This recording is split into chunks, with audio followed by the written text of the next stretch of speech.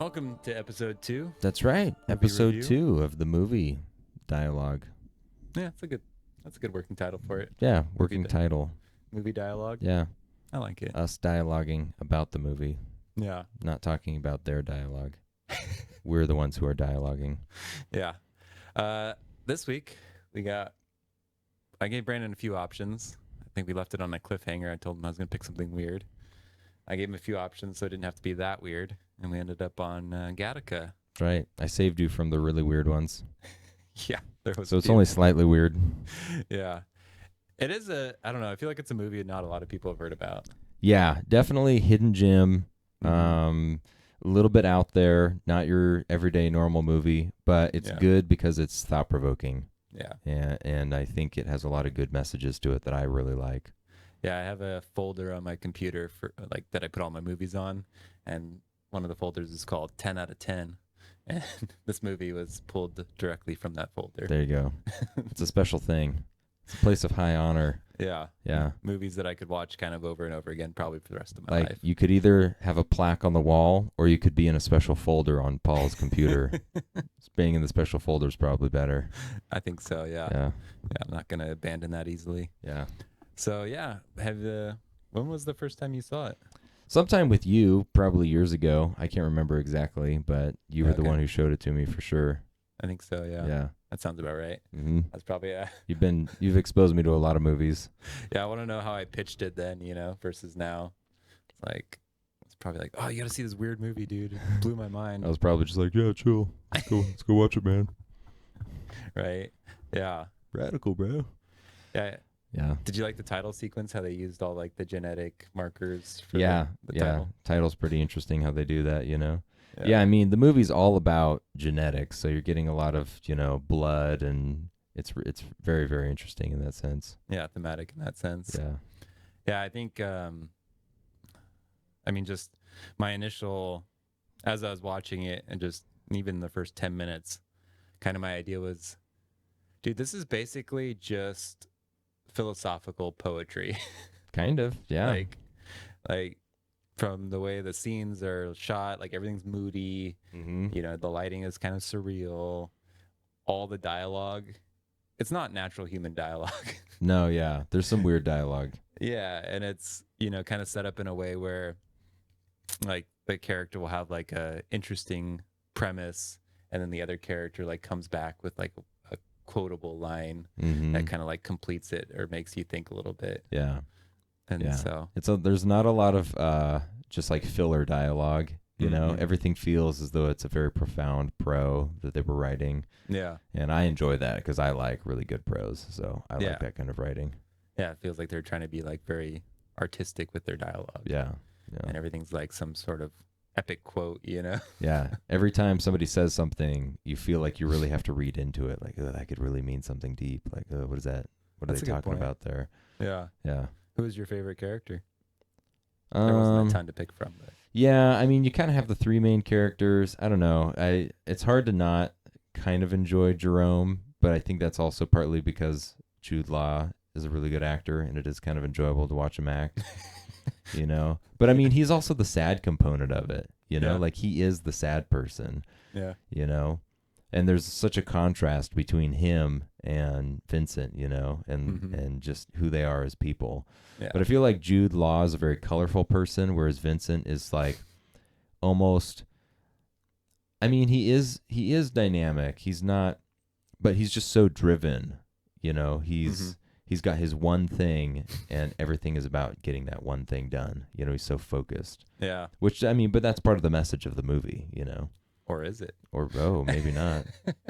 Maybe it's that we should all be like Jerome. Hopefully not. Throw ourselves in front of a bus. No, don't do that. At first you don't succeed, try again. Well, okay. Yeah, that's also what Jerome did, basically. That was his line, right? Yeah, that's true. He had that line in the movie that basically, he was on his own path as well. Yeah. And he finally achieved it in the end. Yeah. But yeah, actually, speaking of dialogue, 1 second. Oh, what's he doing? I forgot to He's grabbing a thing. He's looking something up. No, actually, I was trying to find a way to have good notes on here, And I You couldn't. took notes for our podcast? Dang, man, this guy's getting I'm serious. a changed man. Wow, that's crazy. But We're on a whole new level here. yeah, no, I just wanted to like give people maybe like a snippet of some of the dialogue and how, I don't know, prosy and like Prosy. prosy it is. Okay. But it's like, just lines like Vincent, the main character. Should we explain the movie at first or now? Yeah, we should probably do that because, Okay. like we said in the beginning, this is one of those hidden gem movies. So we're talking about Gattaca, and I'm sure a lot of people listening to us right now probably have not seen Gattaca.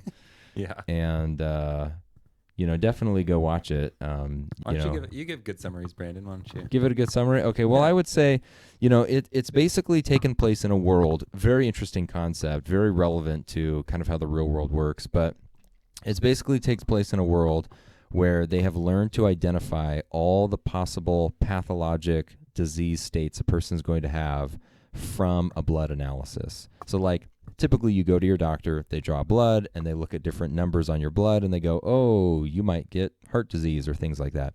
But in this movie, they have developed their blood testing skills so acutely that they know exactly the time of death and the cause of death of every person on planet Earth.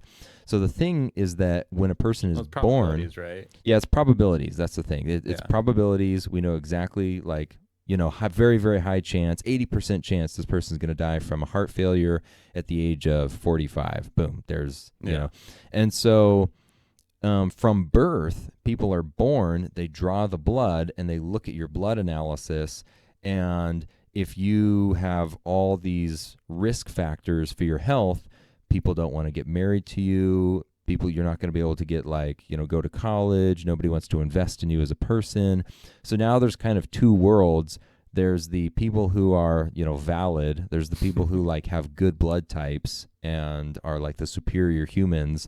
And there's people of lower bloodlines who are second class, who get bad jobs, and they're not very capable people. And so you kind of have this two-class system based on blood. Never heard of that before. And the whole world operates that way. Yeah. And the main character was the firstborn child of this family. And there's ways to genetically modify people. There's ways to genetically modify, right. So the first person who was born in this family was like a natural birth child, and he ended up having really bad genetics. And it was like, your blood is really terrible. Mm-hmm. Then the parents decided to basically genetically modify their second child so that he would have really good blood and be like a perfect child. And then that child was physically superior, mentally, like all these different things, where the child that, the second child was a better child than the first one. And so then there's kind of this competition between older son and younger son who's better. Mm-hmm. And the whole story is about how this older son, Vincent, he's invalid, he has bad blood, he wants to become somebody, and he realizes that if he just puts enough focus and discipline in his life into trying to achieve something, he believes in himself enough that he thinks he can do it. And so it's kind of how he overcomes all the doubters of saying your blood isn't good enough. And he does the hardest thing he possibly can, which is trying to become like an astronaut, essentially, and going into a space program. But you could only qualify for a high competition program like that if you had perfect blood. Mm-hmm. And so he basically finds this sort of mischievous way to fake himself by taking on the identity of a person who has really good blood type, and then basically connecting with them to take all of his biomarkers, like his hair and his skin cells and his blood and his urine samples, and he's basically harvesting all of this guy's biometrics so that he can falsify information about himself to the space program people. And it's about how he ultimately succeeds and then gets into the program in the process, at the very end. Goes to outer space. It's funny because you could say all what you said up to the last two sentences, mm-hmm. and there wouldn't be any really spoilers. It's you kind of figure that all out in the first 10 minutes. Yeah. Which is funny. Not much happens in the movie actually. Yeah. When you really sit down and watch it. Yeah. But it's still fascinating. It's fascinating because I think that they do a good job of emphasizing the profundity of different parts of the movie. Mm. And I think that's where they're very artistic. Mm-hmm. And They do a really good job of taking something that I think it's simple when you just explain it like I did, and they Mhm. make it have a lot of good emotion to it, and I enjoy that. Yeah, and that's where maybe some of the dialogue comes in because, um, it's just like, let's see, you know, certain things where like Vincent, the main character, he's talking about his brother, and it's like, he could have done anything because he was the superior child, but he didn't have the desire, which is like, for me, a very fascinating thing because it's like you didn't you can account for everything in genetics, but you don't like that internal desire still comes from like this nebulous place. Mm-hmm. And so actually maybe I should talk about my understanding of the theme before I like dive into this. But like because I think at the outset it seems like a film where it's like hard work gets you way more than just relying on like resting on your status, I guess. Mm-hmm. Does that like that's it seems like that's how the movie's presented to the audience at first Yeah. glance, but I think the writers are pretty sneaky and they kind of subvert that in a lot of different ways where they I don't know, they imply that there's a lot of things outside our control, which is what Vincent's striving for, right? He wants to control his outcome through any means possible, in his case hard work, and dedication. But the movie's constantly reminding you that like there's things outside your control Mm. at all times. Mm-hmm. And so um yeah, so there's a couple of quotes that kind of like relate to that, one of being which is he had everything except desire, talking about his brother. Mm-hmm. And it's like his brother could have been an astronaut too, but he didn't have desire. And it's like, so because he didn't have that desire, or even Jerome, it's like he didn't, he kind of squandered his genetics, because he Yeah. didn't really have a purpose in life. Yeah. He had a pity party. It's like he had all the opportunity, didn't get exactly what he wanted, got second place instead of first, and then Yeah. decided to just throw it all away. Yeah. You know? So it's like he had it on paper, Yeah. but whatever reason he got second, fate, whatever you want to call it, like it basically altered the course of his life, Mm-hmm. and all his genetics amounted to squat. Yeah. And so, and there's even another quote where it says, Vincent says, "There's no gene for fate." There's no gene for fate. Ooh. Yeah. So obviously you can take that in a spiritual direction or like a more esoteric natural direction. But, it's like you'll see in the movie, there's a lot of different areas where fate kind of plays a role as far as like he just gets lucky sometimes, and it's like all his hard work could have been straight out the window and he could have been totally like boned, except fate was on his side, And so there's a few examples of that, like when he's crossing the street without his glasses on, and the girl's like, "Hey, come on, like I want to show you something," and he just like, it's literally like a blind leap of faith in some sense. He walks across a highway without being able to see, Right. and it's like, what are the chances of dying there? Pretty high, Yeah. and then where's your hard work get you? Right. Nowhere. So he passes that like test of faith.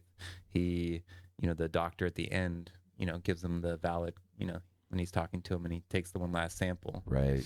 and he's like, oh, my kid wants to be an astronaut too, or whatever. And so then he passes him, clears him at the end. Yeah, there's instances like that kind of throughout. Even Jerome being a match, like physically. Like, what if Jerome had been like a black guy? Right. Right. It would have been like, hopefully someone looks like enough like you to like match, and Right. They actually looked alike, and had the opportunity of, Jerome having this circumstance where he was willing to do this. And yeah. It's like just one of the most high IQ people in the entire world just happens to be the guy that looks even remotely like you. Yeah.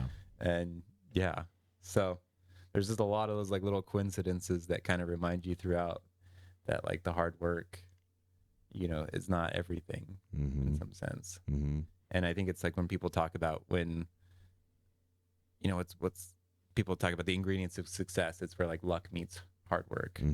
I mean, I think it's more spiritual, but some people would just say luck. where Mm. luck meets hard work. That's Mm. where success has the highest chance of happening.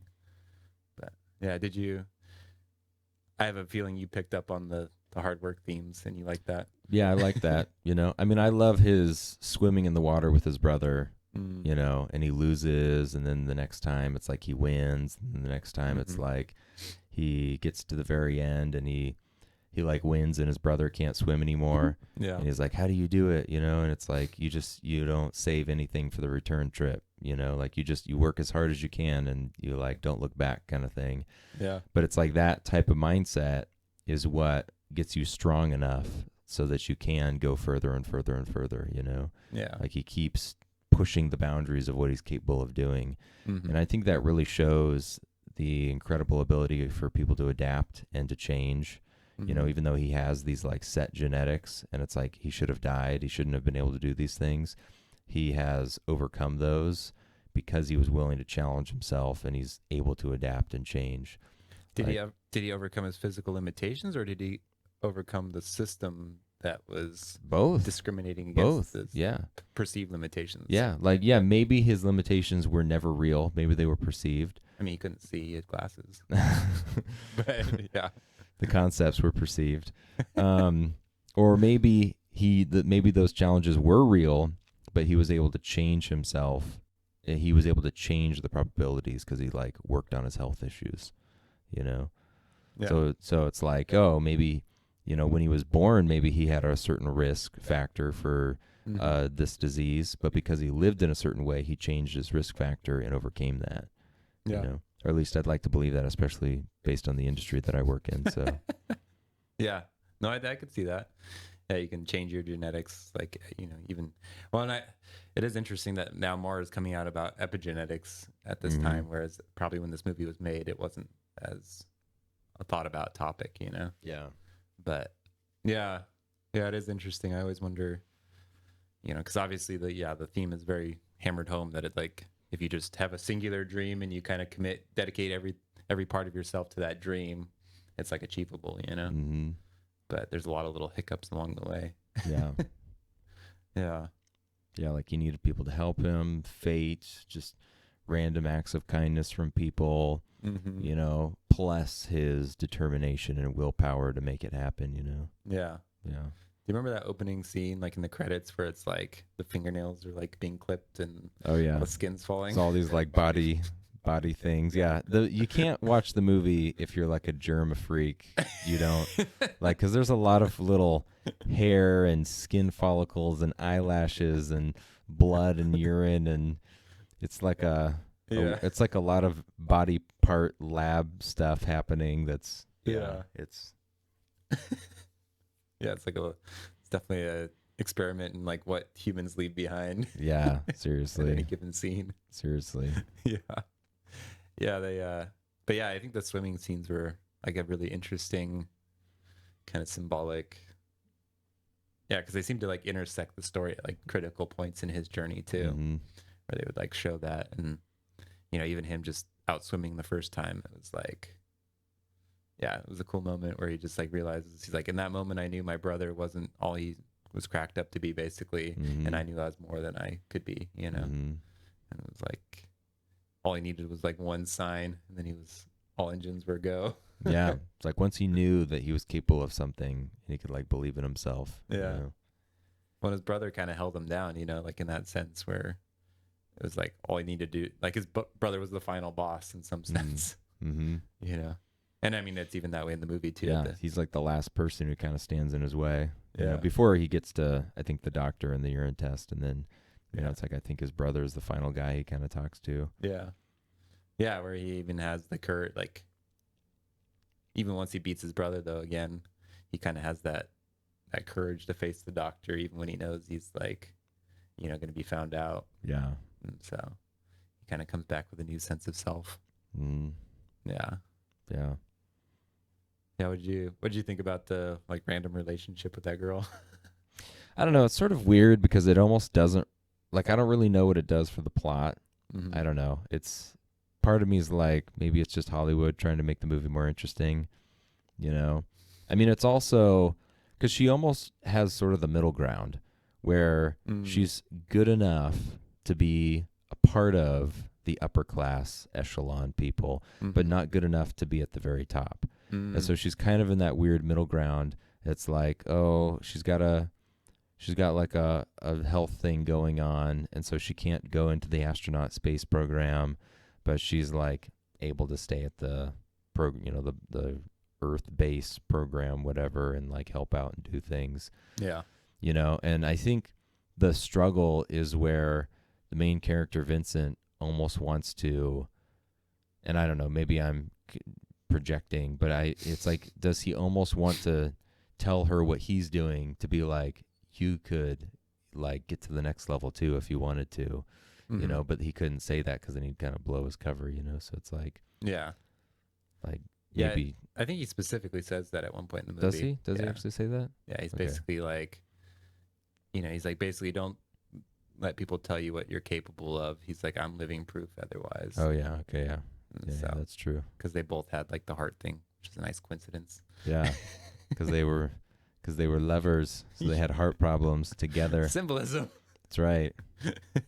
Yeah. But yeah, let me see if I can find some of these quotes that I can actually. I didn't organize them very well, so. But yeah, oh yeah, in the end when, um, you know, both Jerome, so the guy that's kind of in the wheelchair, and Vincent are talking. He's Vincent says, "I don't know how to thank you," basically for like letting him use his genetic code to get around places. And Mhm. Jerome says, "No, I got the better end of the deal. I only lent you my body. You lent me your dream." Hmm. It's like such an interesting quote. Hmm. Just kind of talking about what we really value in life.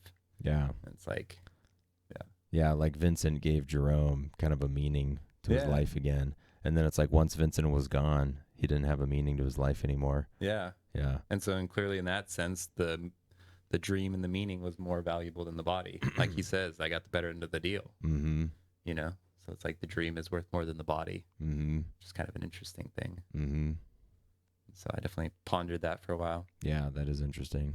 But then, so there's another one where it says Vincent, it's, as he's kind of working towards his goal, right? He's like taking on kind of odd jobs to get closer to the space center. And so he Mhm. says, Vincent says, I was never more certain of how far away I was from my goal than when I was standing right beside it. Hmm. And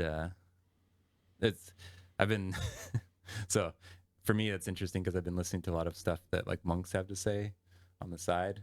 And there's like this interesting paradox for a lot of like, I don't know, people that kind of like dedicate their life to God, where in a lot of their writings, they'll say basically, the closer I am to Christ, the farther I realize I am away. Like the more unholy I realize I am. Mm-hmm. And so, like, obviously that went instant parallel in my mind Hmm. of like the closer you are to your goal, the further you realize you are from it.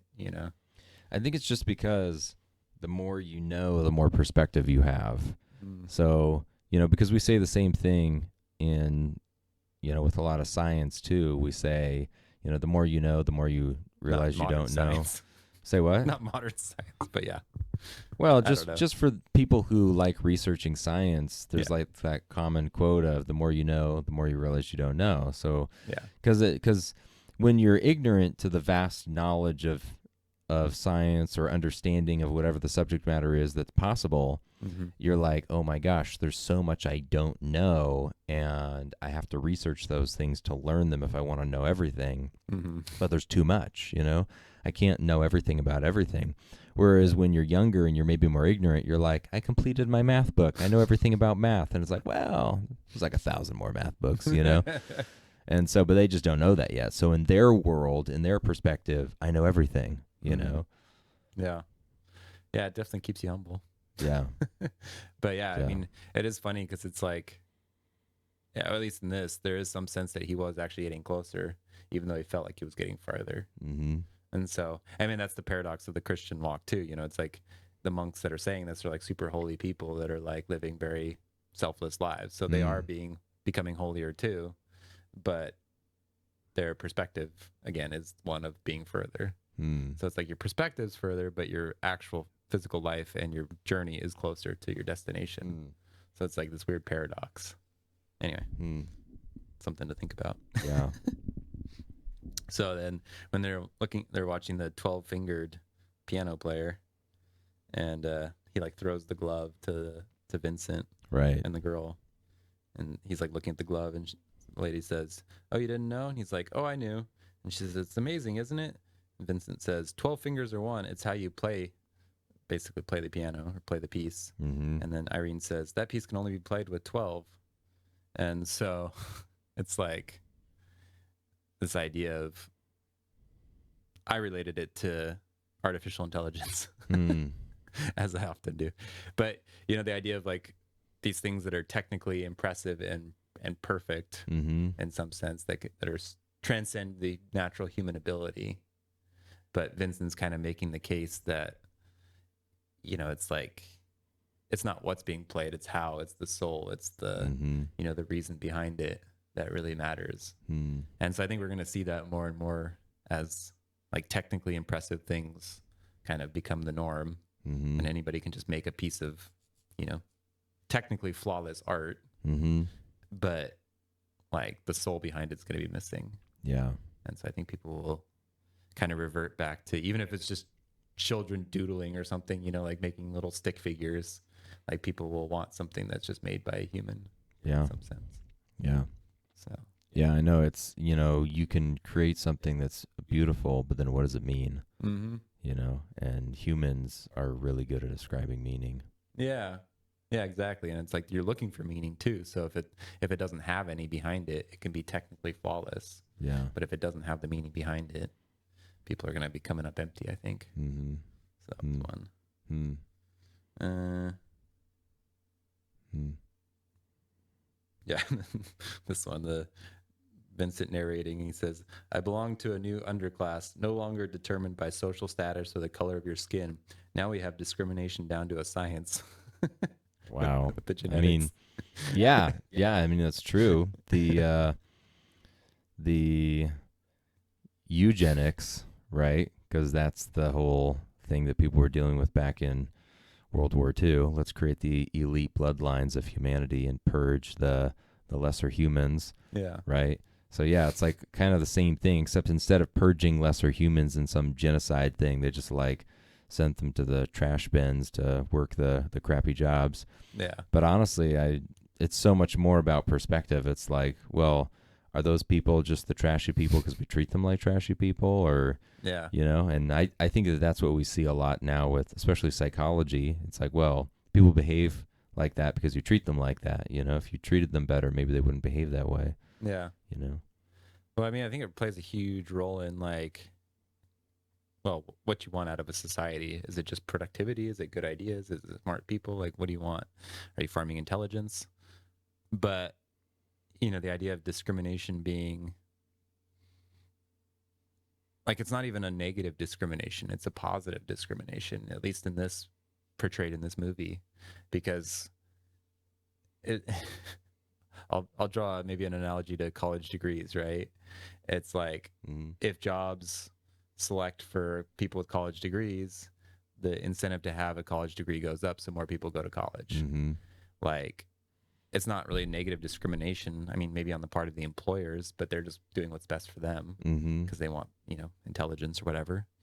And so it's like in this system here, you know, they're going to geneticists to make, you know, when they're having babies, and it's like it's born out of a pretty good reason. It's like, why wouldn't you want your child to like not have diseases? Why wouldn't you want them to have a higher Right. IQ? Why Right. wouldn't you want them to be taller? Why wouldn't you want them to be more beautiful? Mm-hmm. So it's like a positive thing, but that just naturally then anybody who doesn't, it just sets the bar higher. So then anybody that doesn't ascribe to that then becomes inferior Right. because they have chosen a different path. Right. Just like now it's pretty hard to get a mainstream job if you don't have a college degree, Yeah. you know? So it's this weird like self-fulfilling prophecy or self-selecting like system where, you know, and I mean, you see it with now with like AI stuff. It's like people are like, well, if we don't get on board with AI now, we're going to be, you know, we're going to be behind. Yeah. Or Every software program has to have an AI feature or else they feel like they're behind. yeah, Yeah. you know, so it's like the constant arms race of humanity where, just it creates pressure for people to like feel like they have to keep up. It's called keeping up with the Joneses, Mm-hmm. you know? And so it creates this subtle pressure on people and families, societies to conform, Mm-hmm. and then I think it's up to people to step out of that and be like, hey, is this actually a system worth accelerating and participating in? Yeah. Or are there some fundamental things going on that we need to address? Yeah. Totally. So, Mm. but yeah. Yeah, it's definitely a movie that makes you think of just the flaws of humanity, throughout history. Like, wow, we really totally, devalued people according to their bloodlines or, their capacity, or we doubted people, or, it's, we gave ourselves credit for things just because of who we were, but not because of like the work people did, or even things that we couldn't even take credit for, fate or whatever you want to call it. It definitely makes you think about a lot of those things. Did you have any thoughts on his older brother Anton becoming like a police guy? Because it seemed like it was portrayed as like a lowly job. Yeah, that was kind of interesting. And I mean, that was like the first quote that you talked about. He didn't have desire, like he had opportunity, but he didn't want it. Mm-hmm. So, it's like Jerome had opportunity, he wanted it and he didn't get it. And then he was like living his life in a pity party because he didn't get it. Yeah. But Anton, he had the opportunity, he just didn't really want anything. Yeah. Which honestly feels like the complacency of kind of the modern world. Everything's so easy. There's opportunities for everyone. There's, at least in the United States, it's like you have everything handed to you. It's just, do we want to go after it and try to do anything about it? It's like, nah, I'm comfortable where I am. Like, I don't want to work hard to try to make something or do something, And I think also when you don't like need to do things, I think a lot of times you lose the purpose of doing things. Mm. And so it's like, do people lack desire? Do they lack opportunity?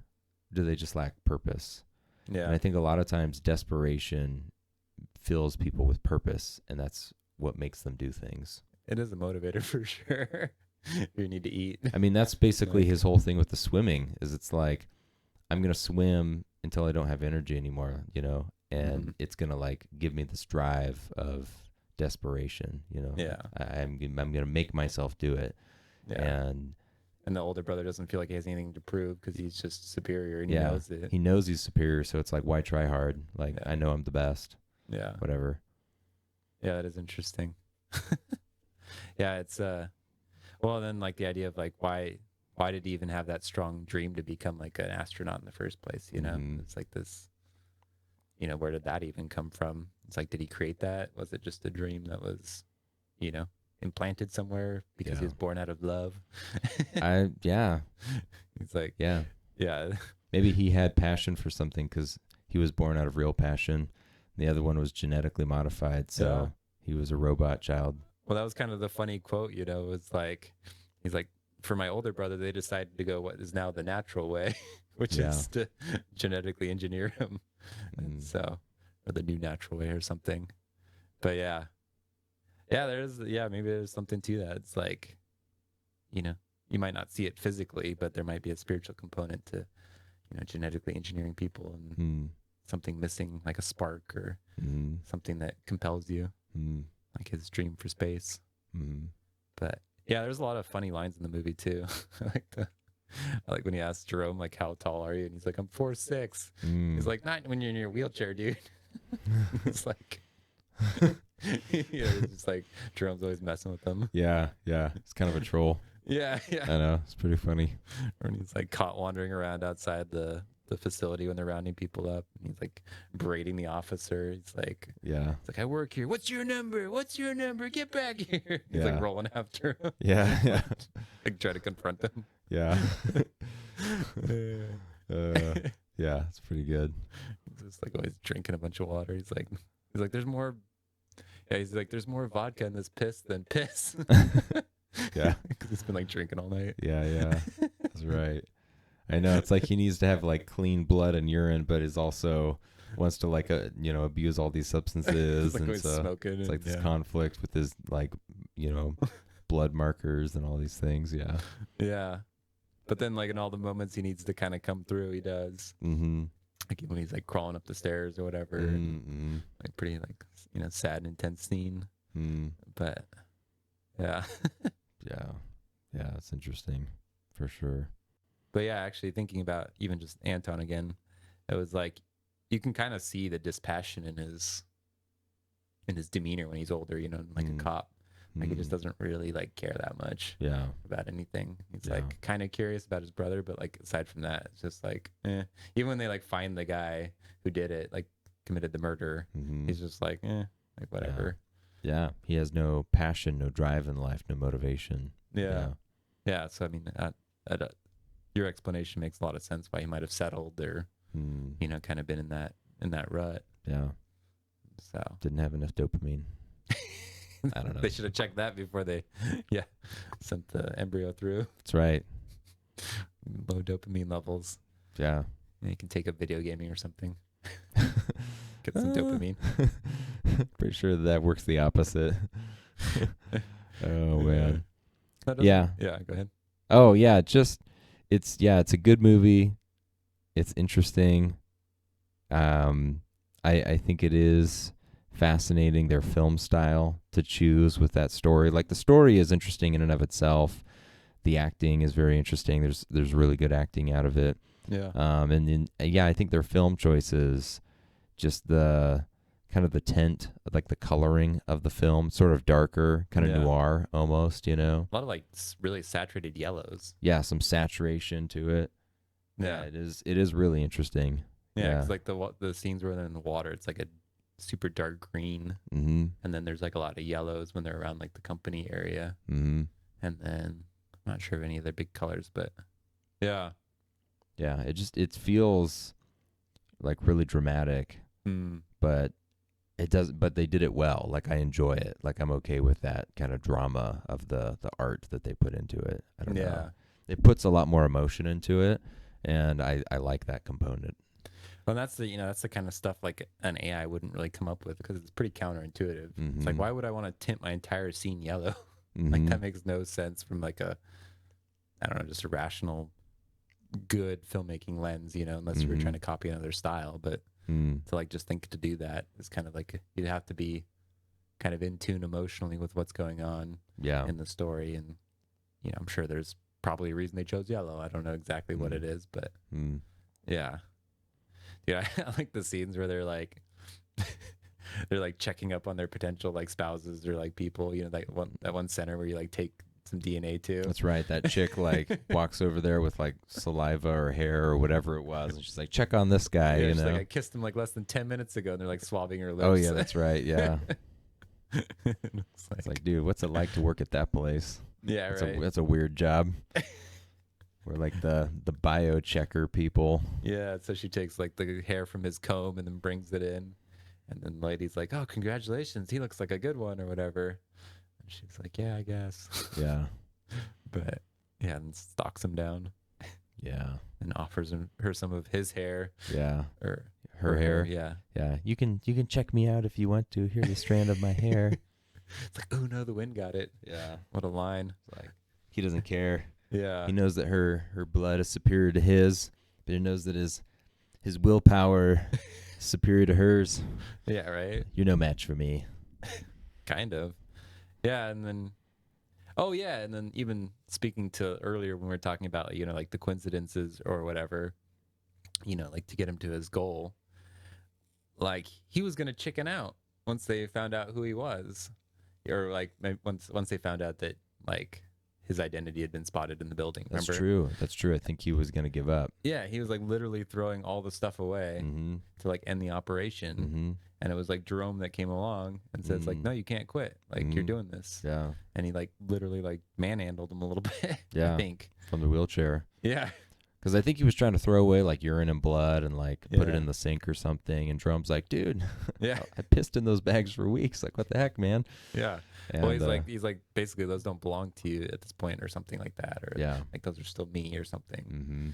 But yeah, so it's like even there, he was about to throw it all away, throw his dream away. And then someone like a force outside of himself stopped him and kept him on the path. That's true. Yeah. Yeah. He cracked. Yeah. Yeah. And he needed somebody to slap him. That's right. Yeah, so I don't know. It's like the idea that, and everybody loves the idea of like self-made person, or like just grind more or do more, but it's just like you come up against things in life that either stop you or are unavoidable or whatever, and it's like, if he had like a 1 in 100 chance of heart failure, it's like, yeah, maybe he was the one out of 100, but what about those other 99 people that might have been born, Yeah. like that died heart failure? It's like they didn't get to live out their dreams necessarily, unless it was to die from heart failure. Yeah, I I'm guess. just kidding. I don't know. That's terrible. It's like, But yeah, yeah, it's I don't know how do I want to say it. It just makes you rethink a lot of statistics, because the whole world hinged on these numbers that were given to you, your probabilities of success in life and all these different things. yeah, And so it kind of makes you think about the numbers of today. Oh, this is the number of people who are going to get this or succeed or do this thing, or the 1% or the whatever the things are. that's a great point. And it's like, gosh, do I want to live my life according to the statistic that I know that I fit into? This is my demographic of human being, and this is like who the science studies say that I am, or like I'm most likely to do X, Y, and Z in my life or whatever. And yeah, do I have to live that way? Like, I could change that. Can I change that? Like, yeah, I think that's a great takeaway. Yeah, live by something higher than just human calculation or speculation. Yeah. Or something. Yeah. Like, are you going to be who people told you to be? Yeah. You're going to be something more.